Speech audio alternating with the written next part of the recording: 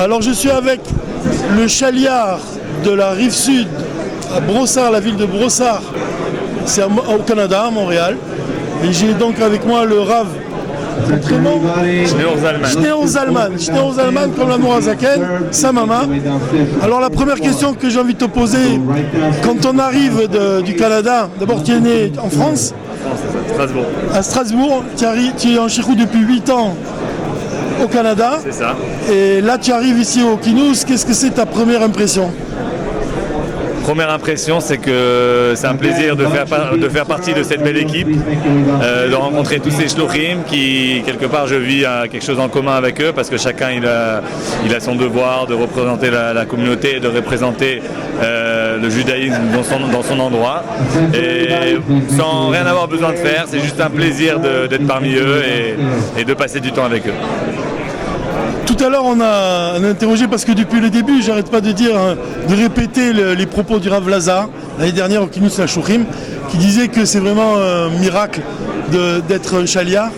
Et il est venu, on l'a interrogé, et il m'a rectifié, il m'a dit, il a fait la différence entre Nissim et Niflaot. Il a dit que c'est d'avoir Nifla. Est-ce que tu ressens ça tous les jours de ta vie en tant que chaliard? Est-ce que tu ressens ce miracle-là, au-delà du miracle même? Ce matin j'étais au OL et je pense qu'une des choses les plus importantes que j'ai ressenties au OL, c'est un sentiment de reconnaissance au Rabbi. Parce que quand on regarde en arrière, on peut voir tant de brachot, tant de bénédictions, tant de joie, tant de bonté, une satisfaction, vraiment un sens qui est entré dans la vie d'un shliach et dans la famille d'un shliach, que vraiment rempli de reconnaissance. J'étais vraiment voir le Rabbi pour lui dire merci pour m'avoir pris dans l'équipe et me donner, me soutenir et m'accompagner à chaque seconde de la journée. Est-ce que dans une vie de chaliard, évidemment c'est toute une vie, c'est tout un univers, est-ce qu'il y a des moments qui sont privilégiés, des moments particuliers que tu attends ou que tu ressens de manière très profonde? Vous parlez en temps personnel ou communautaire? Comme chaliard du Rabbi. Comme chaliard du Rabbi, moi la chose qui me touche le plus, c'est quand je vois une personne qui nous fréquente, qui finalement, à force de nous fréquenter, c'est comme si qu'à un moment elle ouvre les yeux sur une nouvelle réalité, elle ouvre les yeux sur un nouveau monde, sur un nouveau bonheur, sur un nouveau plaisir de vivre. Et lorsque je vois une personne qui a ce déclic, ça c'est une joie interne qui n'est pas descriptible. C'est ce que nous disait tout à l'heure le chaliard, le Rav Hamami nous a dit exactement la même chose. Comment ne pas être heureux de voir qu'un juif il est touché par le judaïsme? Qu'est-ce qui a fait dans ton parcours personnel, à partir de quand est né le désir d'être un chaliard du Rabbi? Certainement mes parents qui sont Rav Shimon et Chantal Samama, Sheindel Samama, Shlochim à Strasbourg. Donc j'ai vécu dans une famille de Shlochim et donc pour moi c'était quelque chose de inné. Étant à la yeshiva, j'ai toujours pensé dans ma tête, chaque fois qu'il y avait une sikha qui parlait des shlochim, tout de suite ça me concernait. Donc c'était pas surprenant que lorsque je me suis marié, pour moi c'était comme la seule option. Et donc au Hachem, voilà. Le Rabbi il insiste toujours dans de nombreux de ses discours chassidiques sur le fait de dévoiler l'essence de l'âme juive. Est-ce que tu vis aussi ce travail-là, de réveiller la partie la plus profonde de toi-même et de la transmettre à tous les juifs que tu rencontres? C'est une question difficile ça, j'avoue. Certainement, il y a des difficultés, on passe des défis dans l'année, dans certaines saisons. Et c'est certainement durant ces défis qu'on se sent obligé de vraiment se réévaluer nos valeurs, réévaluer notre position pour vraiment faire sortir le meilleur de nous-mêmes.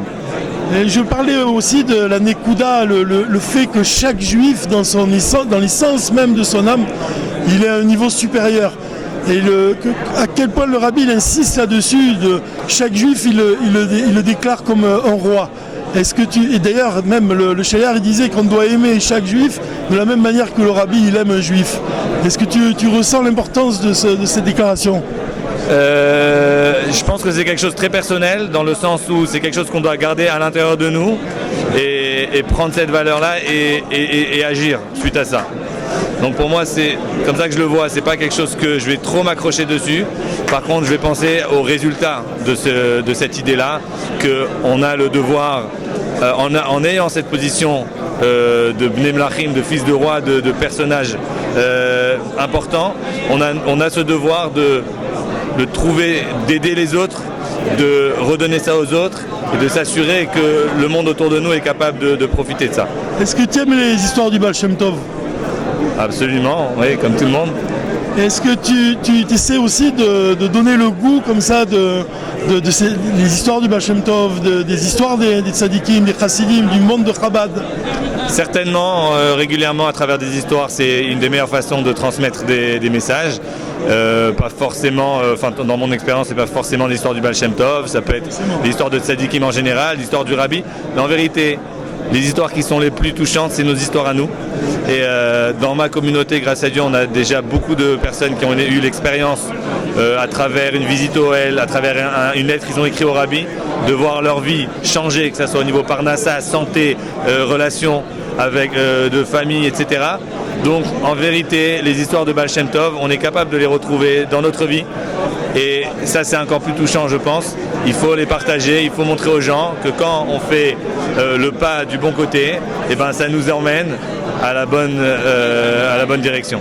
Tu as ouvert un Bet Rabad depuis 1 an et demi, c'est ça? C'est ça, tout à fait. Et comment tu vis? Tout à l'heure, il y a un Sheller qui nous disait qu'un Bet Rabad, ça doit vraiment être à la maison de chaque juif, qui doit être reçu vraiment comme un roi, comme tu disais. Alors le Bet Rabad, la façon comment on l'a conçu, c'est une façon très originale, enfin pas forcément originale, mais on n'a pas fait la synagogue classique avec les beaux parterres brillants. On a essayé de chercher quelque chose de très convivial avec du bois, des fauteuils en couleur, des choses qui vont vraiment... Et nous, quand on a fait le design du Bet Rabad, ben, c'est ce qu'on a cherché. Mais les gens qui viennent nous voir au Bet Rabad... Ton père est venu au Bet Rabad? Il est venu, mon père. Et ben, à l'unanimité, les gens ils sont là, ils disent quand on est là, on se sent bien.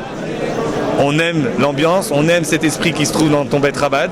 Et c'est ce qu'on a essayé de faire et Baruch Hashem, c'est réussi. Une dernière question que j'ai envie de te poser, c'est en tant que chaliard du Rabbi, quelle est ta priorité? Alors je viens de sortir d'une petite conférence ici avec d'ailleurs un bon ami à moi, Tantrum Matsuzov. Et le message central, c'était qu'en vérité, en tant que shliach, c'est déjà d'éduquer, d'élever une famille dans une communauté comme ça. En général, de pouvoir élever une famille correctement, ça même, c'est le point central d'une shlichut. Alors, on peut revenir en arrière, s'occuper de moi-même, s'occuper de ma famille, de ma femme bien sûr, et puis après faire détendre tout ça sur les gens autour de nous, ça c'est la shlichut.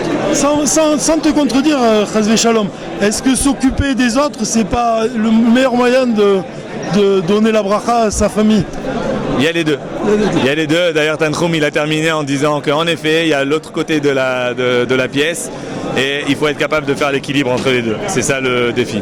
En vérité, j'ai envie de tous les embrasser, les chourim, mais moi, ce que je te souhaite, c'est d'aller toujours de prodige en prodige, Bezrat Hashem. Merci pour cette interview. Merci, M. Benamou.